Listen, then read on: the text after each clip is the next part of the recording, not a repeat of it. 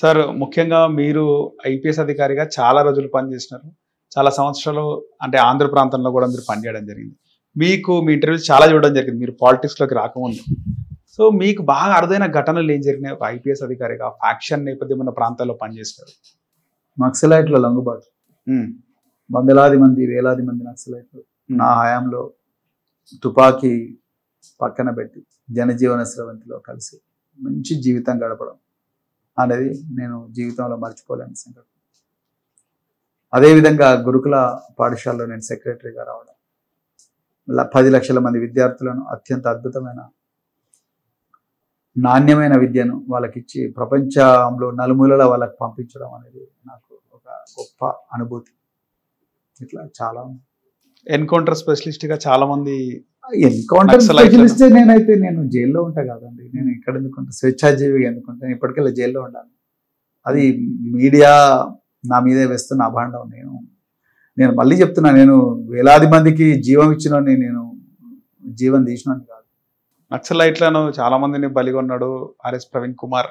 నేను అట్లా చేసినోని వాళ్ళకి ఏం సమాధానం చెప్తారు? అట్లా చేసినోని అయితే నేను జైల్లో పోతా కదా. నేను అట్లా కాదు.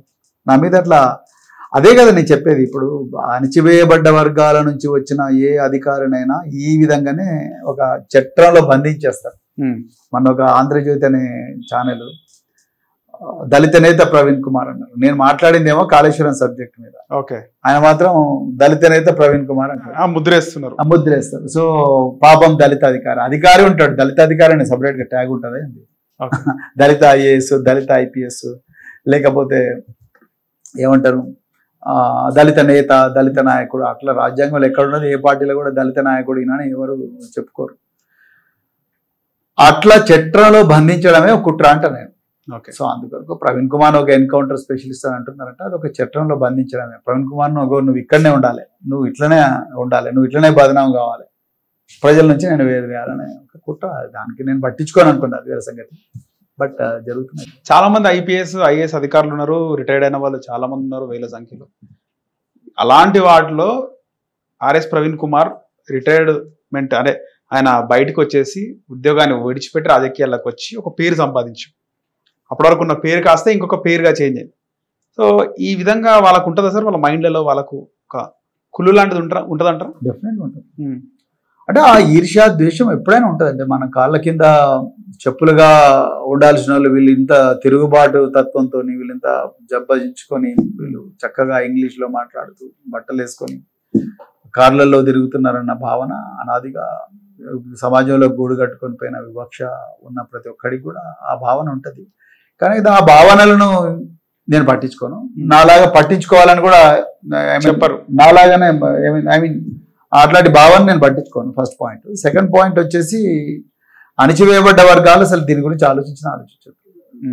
వాయు వేగంతో నేను దూసుకొని పోవాలి, కాంతి వేగంతో నేను దూసుకొని పోవాలి, ఇవన్నీ పట్టించుకుంటుంటే ఈ చిల్లరగాలు ఇట్లా మాట్లాడుతూనే ఉంటారు అనుకోవాలి. మనం మన లక్ష్యం వైపు దూసుకుంటూ పోతూనే ఉండాలి. అప్పుడే మనం ముందరికి పోతాం.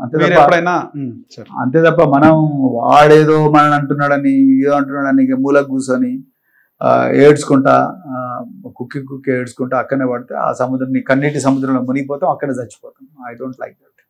సో మనం ముందుకు పోతూనే ఉండాలి, దూసుకుని ముందు పోతే ఎవ్వడనేమని అనుకోని నా పని నాదే అని చెప్పి నువ్వు ఎట్లయితే నేను ఊరేగుకుంటూ పోతారో అట్లా రాజసంతో పోతూనే ఉండాలి. ఎవ్వడేం పీకలేదు.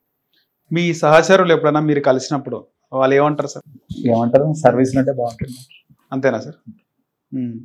స్పెషల్గా ఏం చూడట్లా అంటే రాజకీయాల్లో యాక్టివ్గా ఉండి ఈ విధంగా ఉన్నావు, తొందరగా రాజకీయ నాయకుడిగా మారిపోయినాం అని కూడా అంటారు. సో చాలా రిస్క్ తీసుకున్నాను.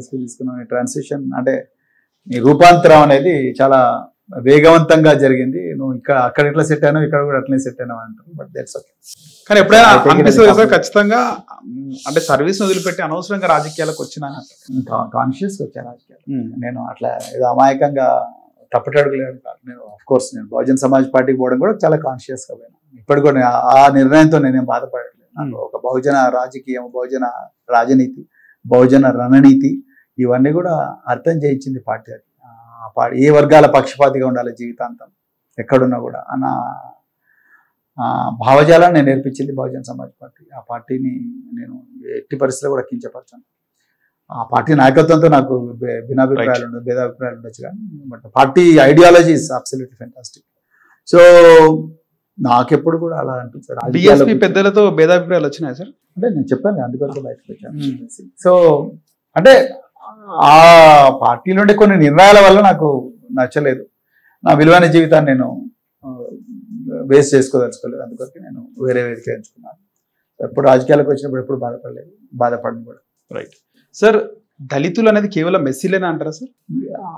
అంటే బ్రోకెన్ పీపుల్ అని అర్థం అనమాట. సో నేను కొన్ని ప్రధానంగా ఎస్సీల మీదనే ప్రయోగిస్తారు, ఎస్సీల మీద ప్రయోగిస్తారు. కొన్ని పుస్తకాలు చదివినప్పుడు ఆర్టికల్స్ లో అంటే సగం నరకబడిన వాళ్ళు, మొండ మీద తల లేని వాళ్ళు అనే వాళ్ళని దళితులు అంటారు. అంటే బేసిక్ గా దళిత్ అనేది తెలిసి బ్రోకెన్ అని అర్థం అనమాట, అంటే విడగొట్టబడ్డ వాళ్ళు అనే భావన వచ్చే విధంగా వస్తుంది. ఎప్పుడైనా యాక్చువల్గా నేను ఆ పదానికి వ్యతిరేకం.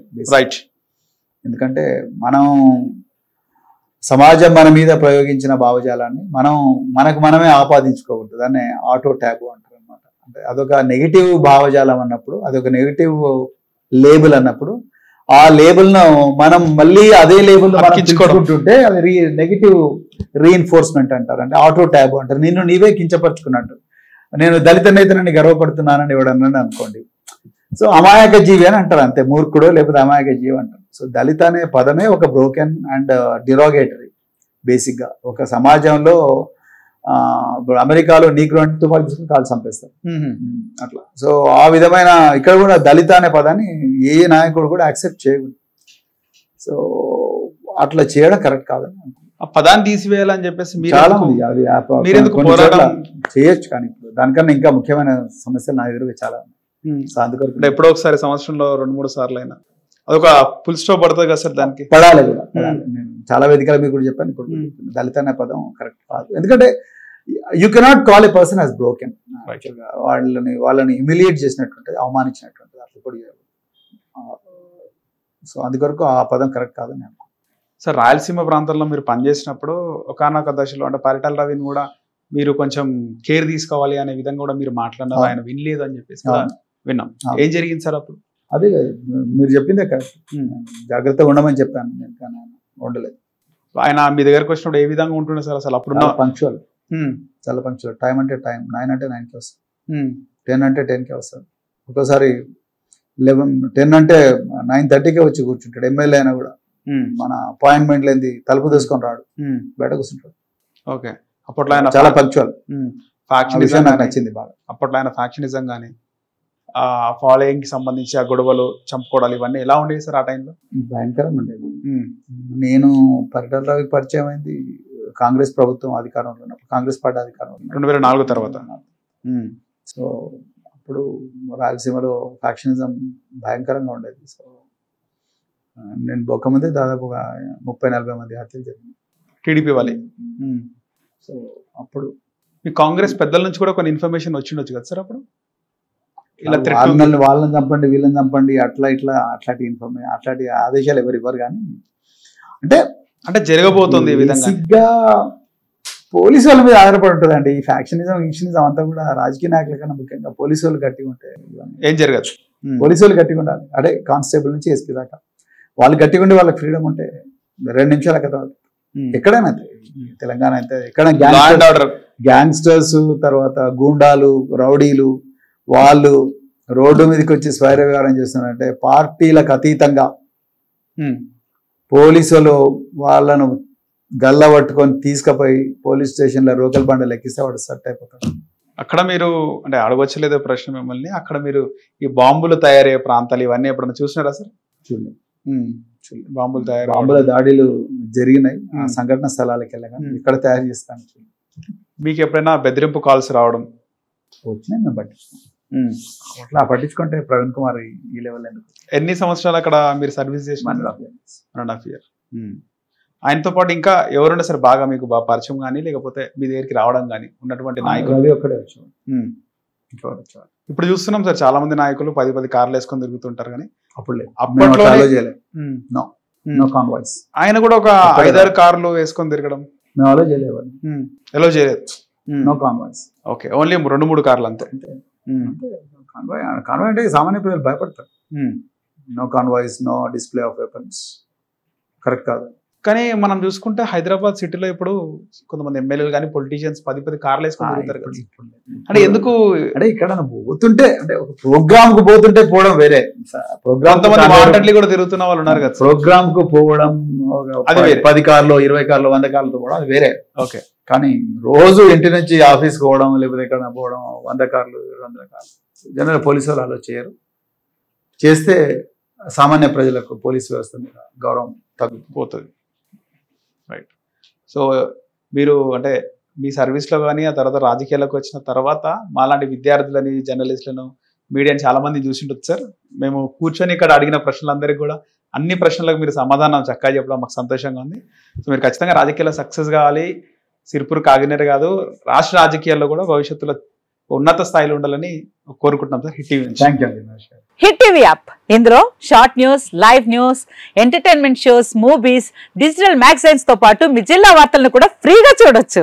ఇంకెందుకు ఆలస్యం, వెంటనే హిట్ టీవీ యాప్ ని డౌన్లోడ్ చేసుకుని ఫ్రీగా ఎంటర్టైన్మెంట్ పొందండి. Hit TV app. Hit TV app. Please download hit TV app. Hit TV app ని ఫ్రీగా డౌన్లోడ్ చేసుకొని ఎంజాయ్ చేయండి. మీకు నచ్చిన ఎంటర్టైన్మెంట్ కోసం హిట్ టీవీ యాప్ ని ఫ్రీగా డౌన్లోడ్ చేసుకొని ఎంజాయ్ చేయండి. హిట్ టీవీ యాప్ ని డౌన్లోడ్ చేసుకుని ఆస్వాదించండి, ఆశీర్వదించండి. ఇంతమంది సెలబ్రిటీలు హిట్ టీవీ యాప్ ని డౌన్లోడ్ చేసుకోండి అని చెప్తున్నారంటే ఎంత మంచి యాప్ ఆలోచించండి.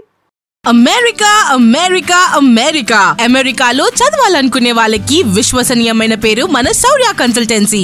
UK లో 1 year masters, UK లో 1 year masters, 2 years work permit up to 5 years visa. Contact Saurya Consultancy.